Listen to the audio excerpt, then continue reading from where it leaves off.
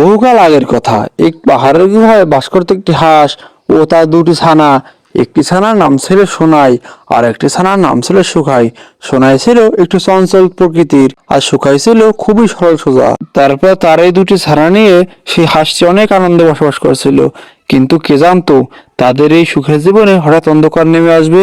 তারপর হঠাৎ একদিন শোনো ছানারা, আমি একটু বাইরে যাব, কিন্তু আমাদের এই বনটা আগের মত নিরাপদ নয়। তোমরা কেউ বাইরে যাবে না, কারণ এই বনে এক ভয়ঙ্কর ডাইনি এসেছে।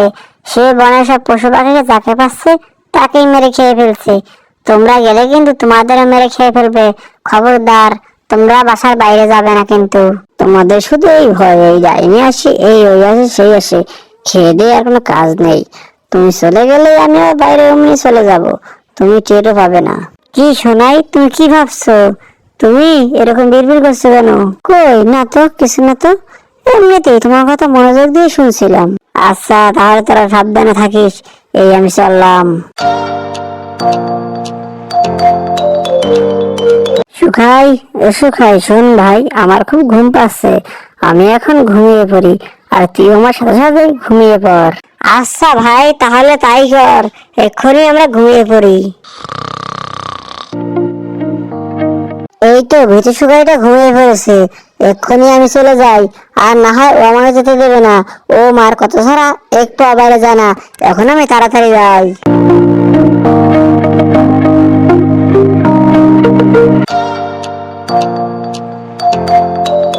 সুখাই, আরে ও সুখাই, ঘুমিয়ে পড়েছিস? আমি তোর মা এসেছি, ওঠ বাবা।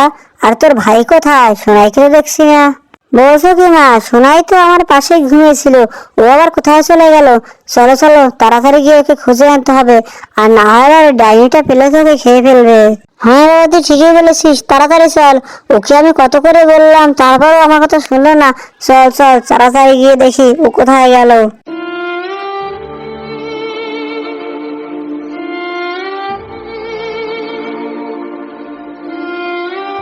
এই তো দেখছি একটা হাঁস আসছে, কি সাহস! অনেকদিন হাঁসের মাংস খাই না।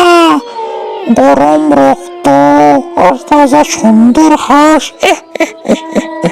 ও তো দেখছি এদিকেই আসছে, আজকেও কি মজা করে খাবো। এই হাঁস, কোথায় যাস? দাঁড়া, আমি তোকে আজকে খাবো।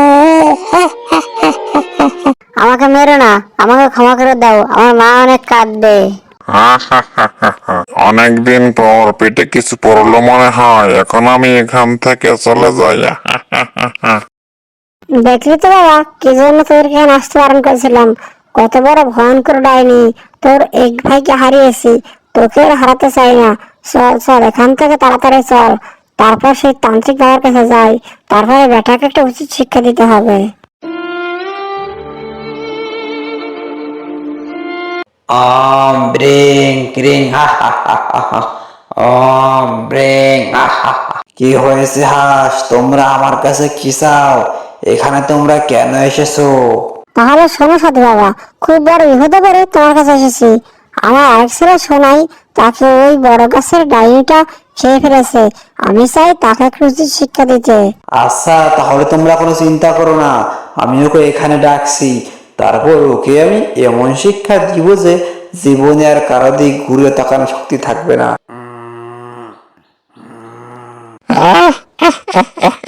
কিরে তান্ত্রিক, তুই আমাকে ডাকছিস কেন রে? তুই আমার কিছু করতে পারবি না। তোকে ডাকছি কেন? এক্ষুনি তুই টের পাবি। তুই ও বাচ্চাকে কেন খেয়েছিস?